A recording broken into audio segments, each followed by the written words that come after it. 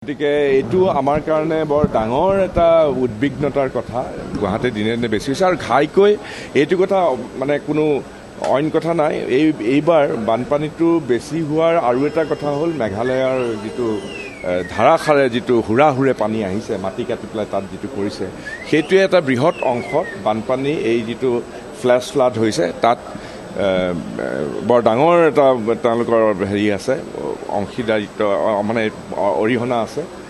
আৰু বাকী চব সঁচা কথা ক'বলৈ গ'লে এইটো আমাৰ কাৰণে যোৱাকালি ৰাতি আমি চবেই বিশেষকৈ ডিজাষ্টাৰ মেনেজমেণ্ট আৰু আমাৰ প্ৰশাসন আমি য'ত যেনেকৈ পাৰোঁ এতিয়া পানীবিলাক শুকাইছে। আজি দুই এটা অংশত পানী এতিয়াও আছে।